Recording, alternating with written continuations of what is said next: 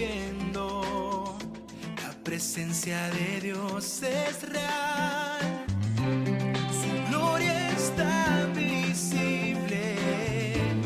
Del norte y del sur vendrá. Cielos abiertos en este lugar. Pasión por un avivamiento. Sueños de gloria y majestad llegan de cada punto de la tierra a los cielos abiertos, a los cielos abiertos, a los cielos abiertos, a los cielos abiertos. El favor de Dios en este lugar.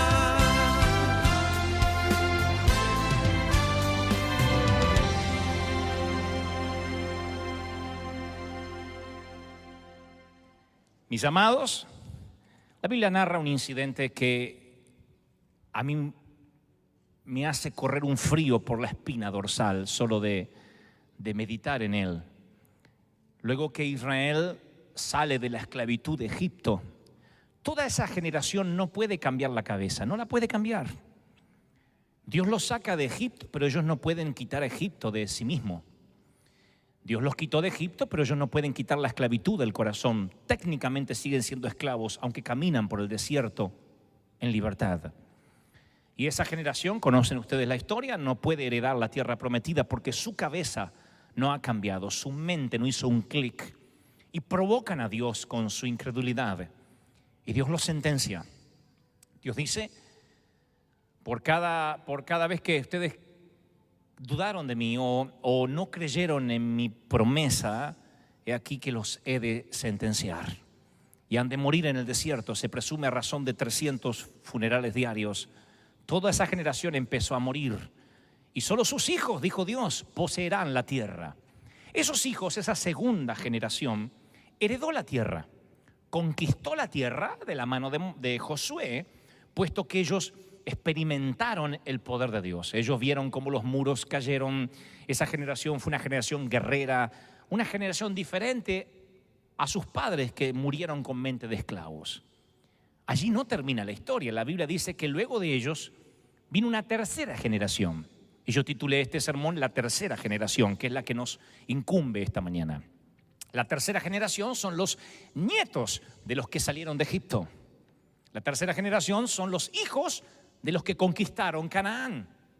Y esa tercera generación, el libro de Jueces, el capítulo 2 y el verso 7, da un diagnóstico o una sentencia que es, por cierto, preocupante. Dice que esa generación, por alguna razón, viendo todo lo que Dios hizo con sus padres, ellos desconocieron a Dios, dejaron de creer, porque ellos ya nacieron en una tierra que fluía leche y miel.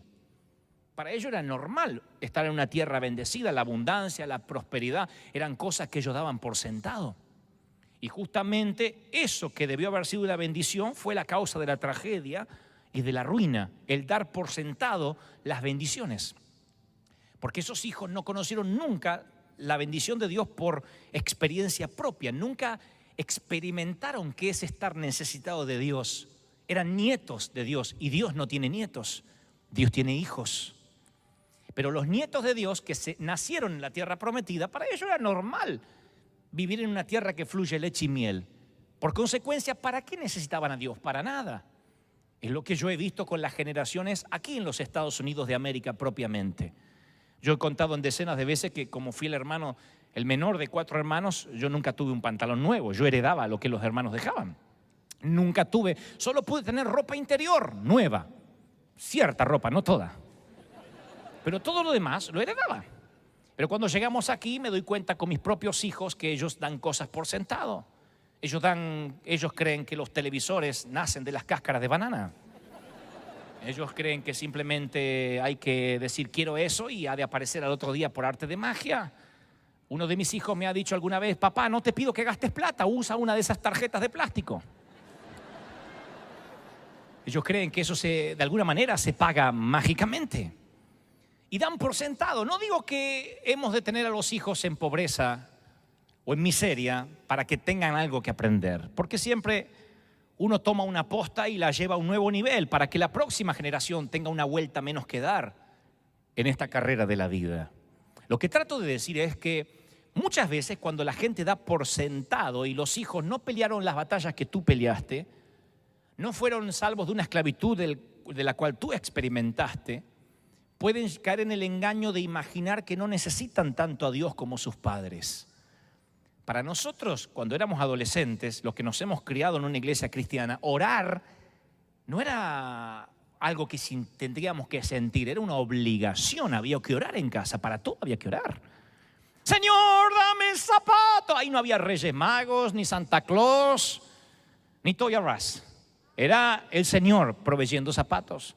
Y venía alguien y decía, estos zapatos ya no los usa mi hijo, solo hay que darle una lustrada. Tienen apenas 18 años de uso. Y nosotros agradecíamos, aleluya, ¿qué se hace, hijo? Este domingo agradezca al Señor. Y entonces yo me paraba y agradecía al Señor, Dios me ha dado zapatos. Eso me ha puesto en una actitud hoy, años después como adulto, de valorar las cosas que muchos dan por sentado. Lleven esto al ámbito espiritual, es mucho más peligroso que una media suela o zapatos. Porque cuando conocemos los secretos de cómo Dios bendice, lo damos por sentado, dejamos de ser agradecidos y ya no necesitamos tanto de Dios. ¿Quién debería adorar más que un astrónomo que vio todas las constelaciones? ¿Quién debería ser más creyente que un cirujano que ha tenido en sus manos un corazón latiendo? Sin embargo, por alguna razón, cuando sabemos cómo funciona, nos dejamos de maravillar. Y esa generación que hoy no se sorprende son candidatos al infierno en cuestión de tiempo. La Biblia narra que cuando esta generación se levantó que no conocía a Dios, que fue el tiempo de los jueces, fueron 400 años de fracaso. Y la Biblia lo describe así: en esos días no había rey en Israel y cada uno hacía lo que bien le parecía. Jueces 21-25. Jueces 21-25. No había rey y cada uno hacía lo que bien le parecía. No había doctrina en la iglesia. El que quería pecar, pecaba. El que estaba en adulterio, estaba en adulterio. El que estaba en fornicación, estaba en fornicación. No hay temor de Dios. Me he parado muchas veces ante una generación de jóvenes que no tienen temor de Dios, ni en su forma de vestir, ni en su forma de hablar, ni lo que hacen en la intimidad. No tienen temor de Dios.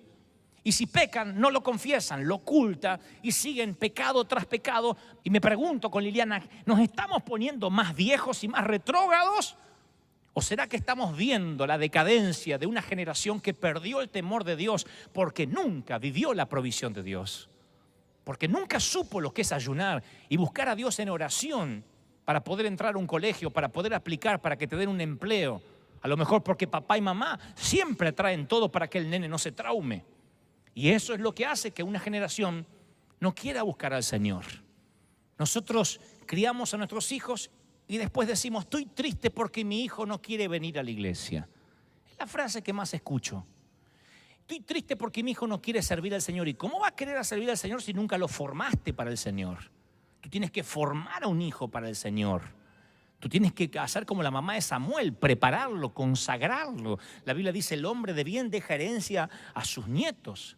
Si tus hijos no logran captar el hambre que tienes tú por la presencia de Dios y por la presencia, por su unción, si no tienen el hambre por orar tus hijos, se hace un vacío generacional donde no se ocupó, y al no ocuparlo, como decían las madres, mente vacía, taller de Satanás. Si quieres que alguien tus hijos se metan en pornografía, en droga, déjalos con la mente vacía. No les des actividades. Dile, el nene necesita descansar, que esté con la computadora todo el día. Y vas a ver cómo esa mente vacía es taller, asentamiento del diablo. Tienes que darles actividades. Tienes que decirle, no importa si eres rico. No importa si no lo necesitas. Tú puedes decir, mi hijo no necesita trabajar, yo soy rico. No importa, envía a ese muchacho, a esa muchacha a trabajar, a estudiar, a ganarse el pan. ¿Están conmigo? Dígame amén. Dios le dice a Israel, Josué, esta generación que creció en el desierto no me conoce. No saben lo que yo he hecho, a pesar de que hay muchos recordatorios. Así que quiero que los circuncides. Quiero que hagas una ceremonia de circuncisión. Hazte cuchillos afilados y vuelve a circuncidar a los hijos de Israel Josué 5:2. Señores, damas y caballeros, está viniendo un avivamiento sin precedentes. Pero muchos de nuestros hijos han nacido en el desierto, no conocen nada. Muchos de nuestros hijos espirituales e hijos naturales no saben lo que es la santidad entendida a partir del temor de Dios. Cuando alguien llega a una iglesia y dice, ¿acá qué se puede hacer? ¿Se pueden colgarse aretes las mujeres? Está buscando qué permiten y qué no permiten en el club. Y aquí permitimos todo, aquí no prohibimos nada. Aquí a partir del temor de Dios, tú sabes lo que hacer y lo que no hacer, lo que ofende y lo que no ofende a Dios. Y nuestros hijos tienen que conocer eso. Si no lo conocen, se han de perder. Josué circuncida otra vez. La circuncisión representaba un corte en aquellos lugares ocultos, en esas partes secretas, esos asuntos secretos. Les hablaré a los hombres esta mañana. Hombres, varones, el Señor necesita que dejes de ser niño si lo eres. No estoy diciendo que todos lo sean, pero si te has comportado como niño a la hora de las relaciones personales, a la hora de ser padre, a la hora de ser hijo, necesitas crecer. Necesitas arreglar esos asuntos secretos, porque te costarán la unción. Porque tus hijos, si se pierden, será una responsabilidad tuya a causa que no has sido un buen sacerdote. Pablo dijo, cuando yo era niño, hablaba como niño, pensaba como niño, juzgaba como niño, más cuando dejé la niñez, empecé a pensar como hombre. Tú eres un sacerdote, un vigía del hogar.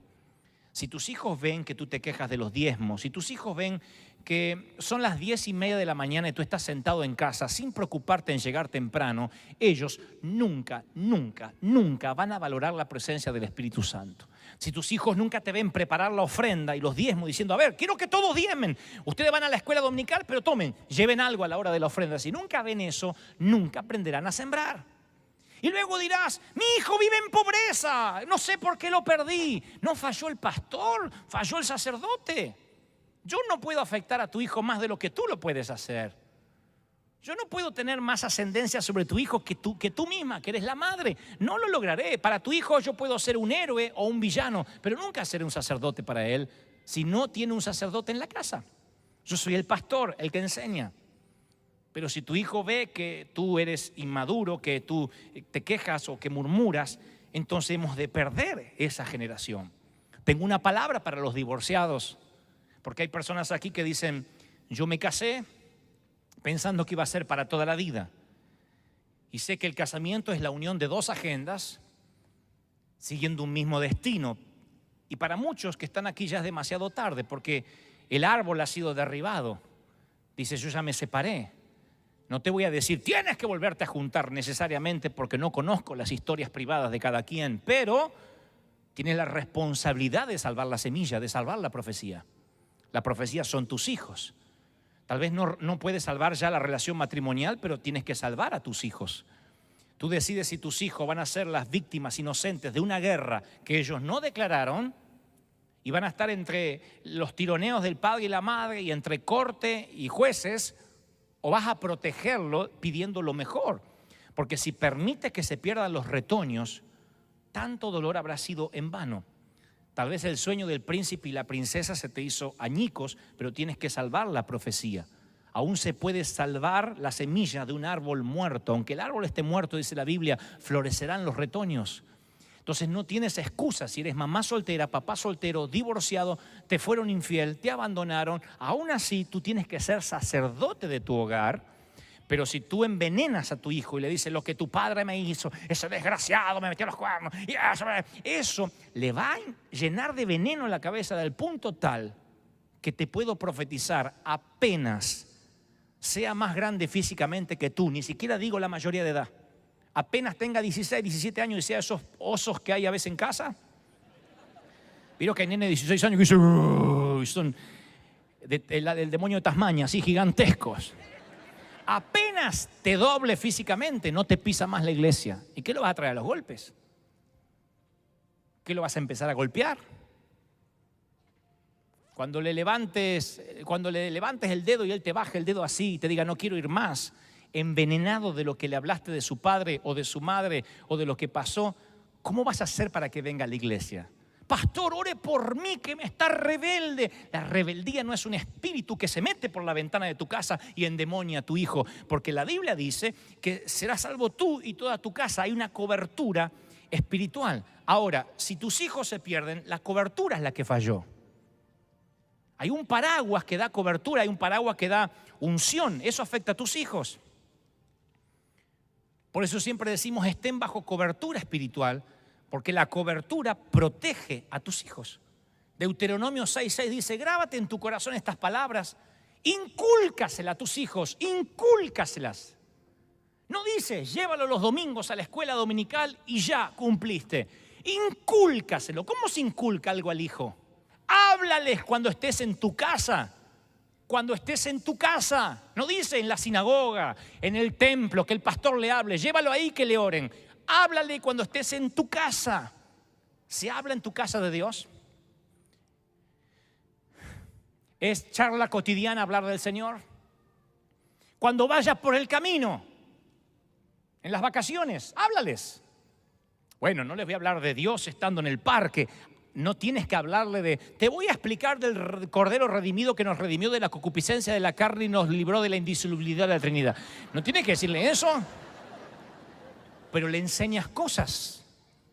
Le enseñas valores, actitudes.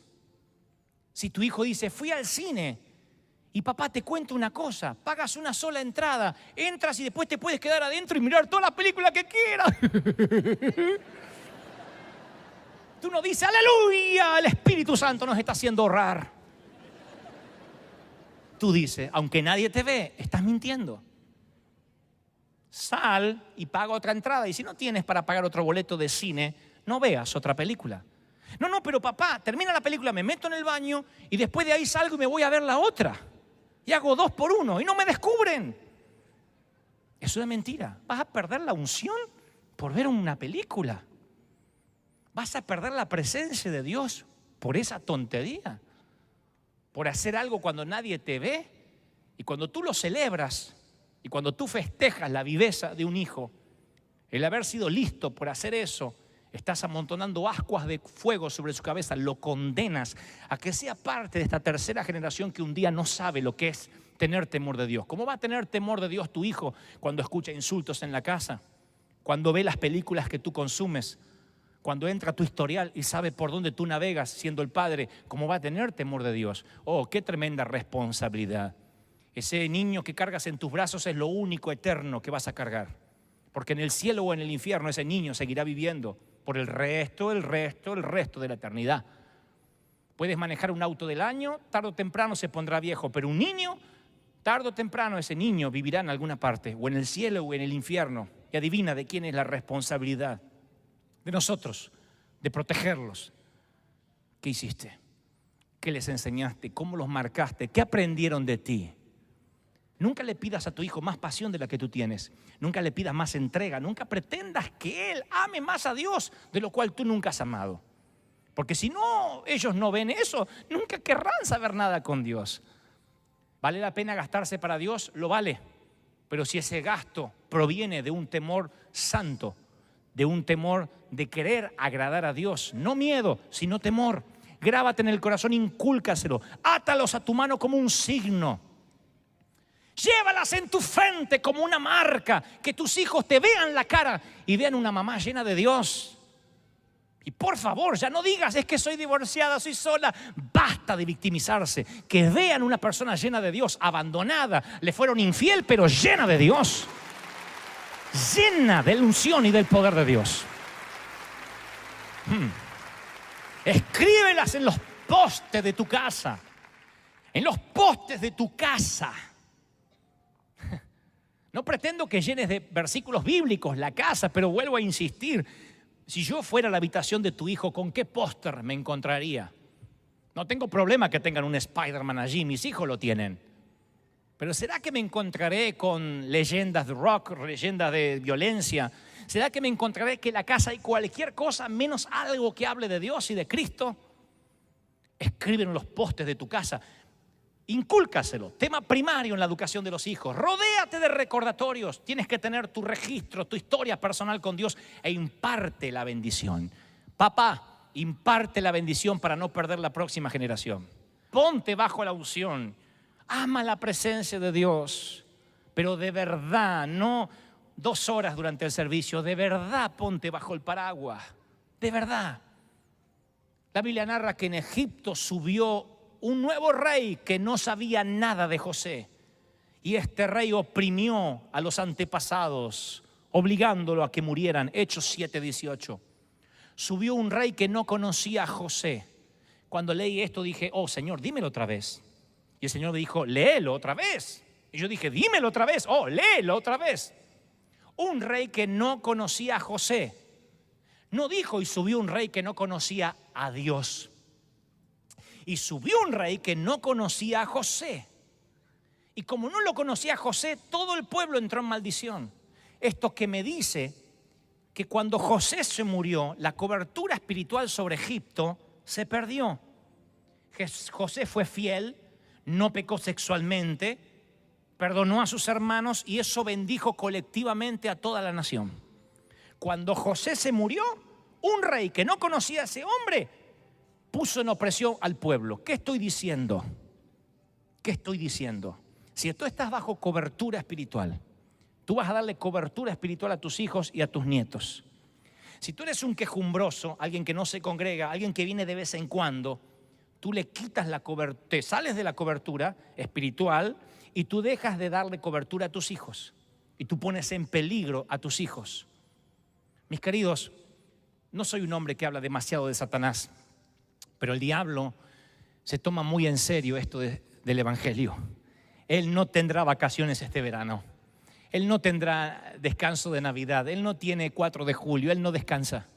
Él anda como león rugiente buscando a quien devorar para robar, matar y destruir. Y tus hijos tienen una mira láser, un puntito rojo en la frente.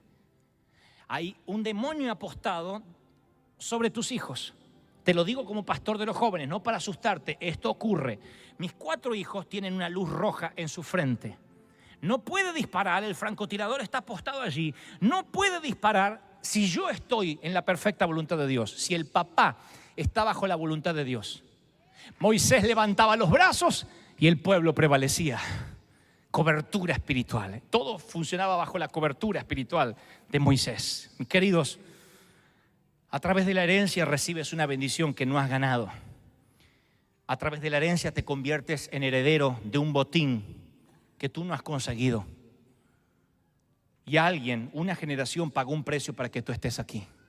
Pero no me preocupa eso si son más o menos agradecidos. Algunos lo agradecerán, otros no. Lo que me preocupa son nuestros niños, nuestros enanos, nuestros pequeños. Me preocupan, de verdad. Me preocupan.